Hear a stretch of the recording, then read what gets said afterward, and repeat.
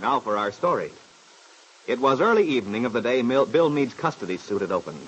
Exhausted and nervous after the long hours in court, Kitt Calvert, Bill's former wife, and supposedly the mother of the baby boy who was the center of the case, had gone straight to her own apartment in her father's house on their return from Huntsville.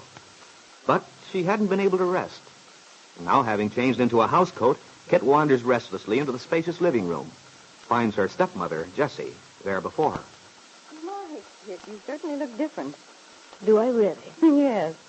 That scarlet housecoat you're wearing makes quite a contrast to the way you were decked out today for that appearance in court. What was wrong with my costume, may I ask? Nothing was wrong with it.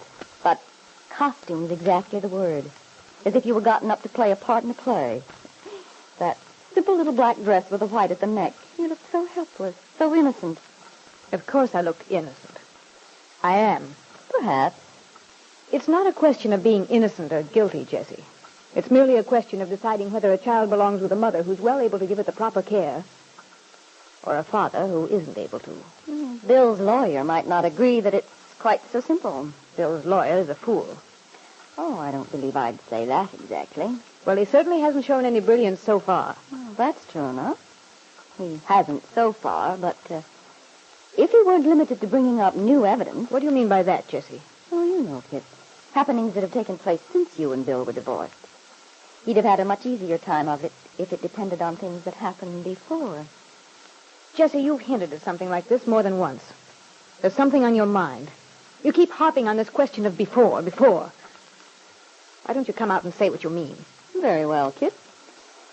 If you want me to be frank, I will be. What I mean is, if Angus McKillop could use what you and I know, the fact that Paul Cromwell was there in Los Angeles while you were, living right next door. What are you talking about? You know perfectly well. I'm afraid I don't. Where did you ever get such an idea? Or have you made up this silly story just to make trouble? Oh, what's the use of bluffing, Kitt? I know Cromwell was there at Malibu Beach while you were. I know all about it. Don't try to deny it. You see, I checked up. Well, if that isn't typical of the way you work. Digging around in something that's none of your business, setting spies, traps. Not exactly spies, Kitt. They call them private investigators. It sounds so much pleasanter, don't you think? I should have known. It's the same thing you did before. Snooping around until you had something to use as blackmail. That's how you got Dad to marry you. Now you're using the same technique again. In heaven's name, Jessie, won't you ever be satisfied? You are married to Dad now. You got what you wanted. I might have, if it hadn't been for you.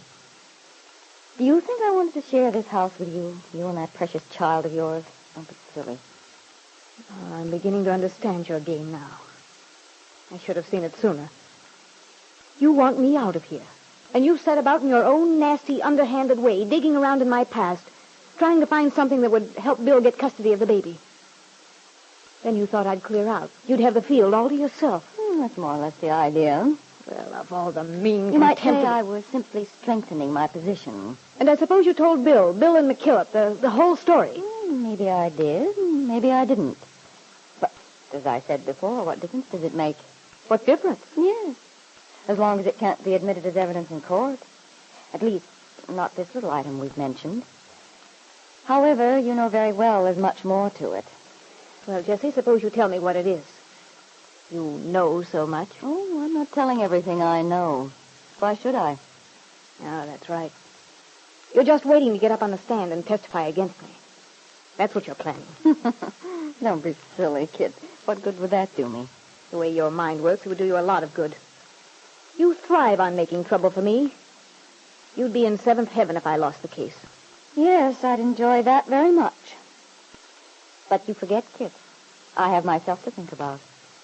If I got up and testified against you, it would make Ben dreadfully angry. Well, if you think your stock's very high with Dad right now, you're out of your mind. Oh, I know how Ben feels about me.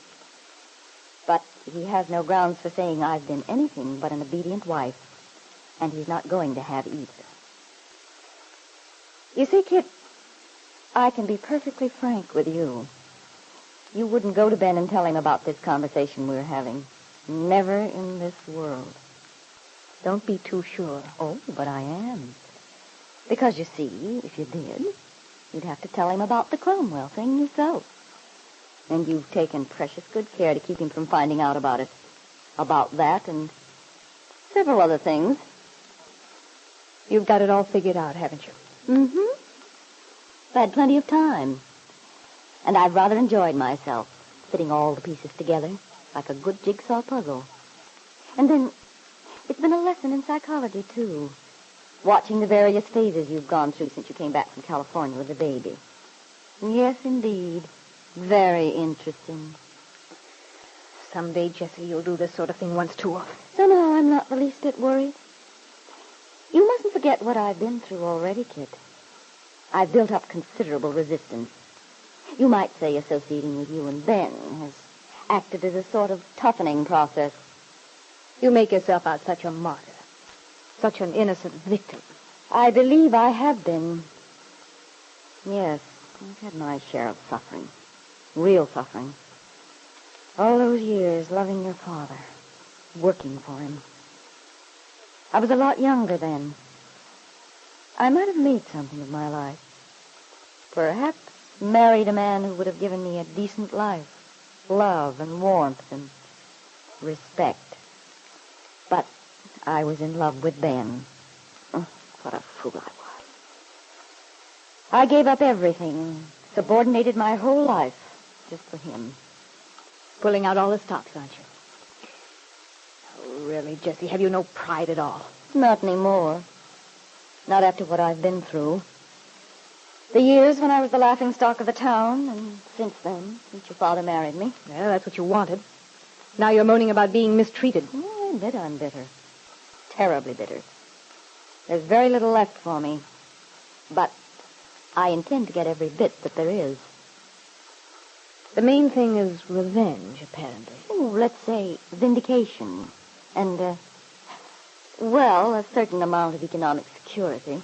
Well, if you ask me, you're cutting your own throat. Dad could cut you off in a minute, and he would, too, if I... Ah, but you see, he'll have no basis. I don't have to do anything. All I have to do is sit back and watch things happen. You think I'm going to lose the case, don't you? Yes, I do.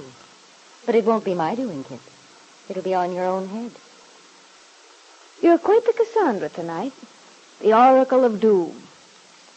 But I'm afraid, Jessie, that it's all wishful thinking.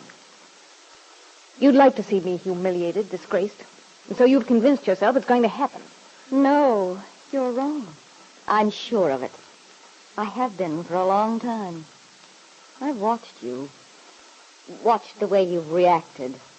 Noticed how nervous you get at any mention of California. Of what went on there. Why, even when that poor little thing, what was her name? Mrs. Fenner, when she came here, you went into an absolute tailspin. Oh, for heaven's sake, now your imagination's really running away with you.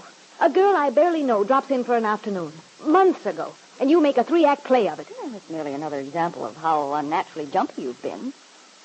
I'm sure it means something. And I'm also sure that before the trial is over, whatever it is will come out, without my lifting a finger. I believe your own actions, your own selfishness and contempt for other people, will eventually catch up with you.